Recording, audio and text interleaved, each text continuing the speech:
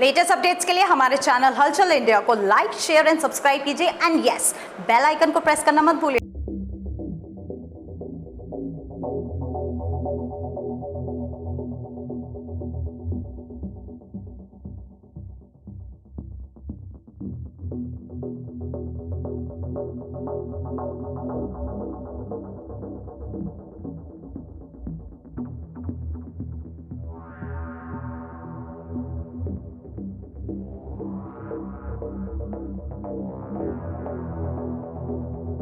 एक समय था जब आपको कहीं सफर करना है या आपको कहीं जाना है तो सीधे रोडवेज बस स्टैंड में आप पहुंचते थे और हर जगह के लिए रोडवेज बस स्टैंड में बस मिलती थी। मगर आज वो समय नहीं है, क्योंकि जो रोडवेज बस स्टैंड है, रोडवेज बस स्टैंड में अब नहीं भरी जाती हैं तो मेन सड़क पर। और आप देख सकते हैं, जगवीर अंदर की साइड दिखाइए, अब ये रोडवेज बस स्टैंड से बस आई है और ये बस बिल्कुल खाली आई है और इसमें मात्र एक या दो सवारी हैं जो कि अभी ही यहाँ पर चढ़ी हैं और केवल जो 2-3 सवारी हैं ये भी यहाँ पर आके खड़ी हुई है जब बस उसमें तब बैठी हैं। मगर रोडवेज बस स्टैंड से ये बस भर के चलनी चाहिए अपने स्थान के लिए, मगर अब रोडवेज बस स्टैंड केवल और केवल नाम के लिए ही रह गए हैं और अब रोडवेज में सवारियां भरी नहीं जाती हैं। तो ये हाल है। आप देख सकते हैं, जगवीर दिखाइए कि सवारी अब मेन रोड पर, हाईवे पर आकर यहाँ पर भरी जा रही हैं और ये कमी है केवल और केवल व्यवस्थाओं की।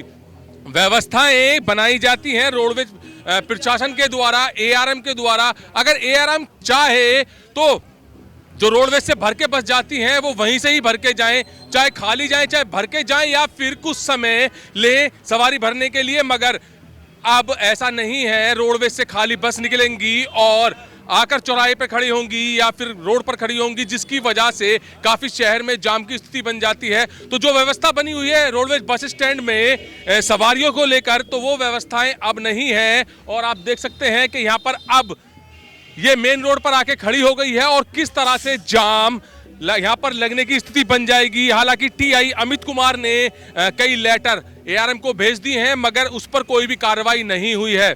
जहां पर लोगों को रोडवेज बस स्टैंड में सवारी मिलती थी, बस मिलती थी, वो अब तहसील पर या फिर रोड पर मिलती हैं, जिसकी वजह से जाम लगना शुरू हो जाता है। तो ये आदत बिगाड़ी किसने है? ये आदत बिगाड़ी है केवल और केवल रोडवेज बस चालकों ने, कंडक्टरों ने, क्योंकि आए दिन कहीं भी रोक देते हैं बस को और वहां पे सवारी बैठाना शुरू कर देते हैं। अगर यात्रियों को पता चले कि जो उनके गंतव्य तक बस मिलेगी वो मिलेगी केवल और केवल रोडवेज बस स्टैंड में, तो सभी यात्री रोडवेज बस स्टैंड जाएंगे और अपने गंतव्य के लिए जो बस उनके लिए खड़ी है उसमें बैठेंगे। और आप देख सकते हैं कि ये ट्रैफिक कर्मी भी हैं, ट्रैफिक कर्मी किस तरह से परेशान होते हैं केवल और केवल रोड पर जाम ना लगे।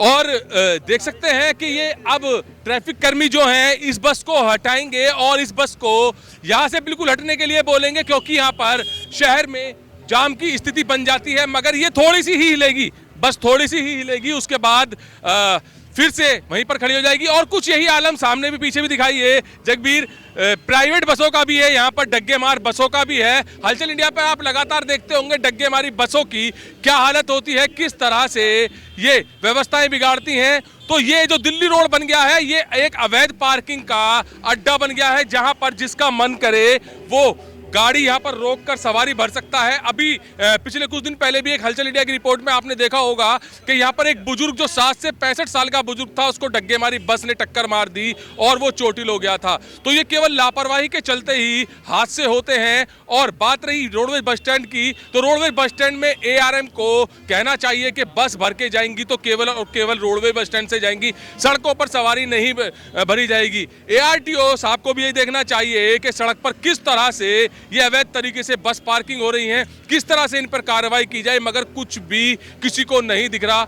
और यातायात पुलिस इनको पूरे दिन भगाने में लगी रहती है, मगर यातायात पुलिस की भी ये लोग सुनते नहीं है। थोड़ा सा बस को आगे को हिलाते हैं और फिर वहीं पर खड़ी कर देते हैं। तो ये हादसों का भी कारण है, शहर में जाम का भी कारण है, जो कि बड़े अधिकारियों को देखना चाहिए कि इन पर किस तरह की कार्रवाई करनी चाहिए। कैमरामैन जगवीर के साथ सुशील शर्मा, हलचल इंडिया।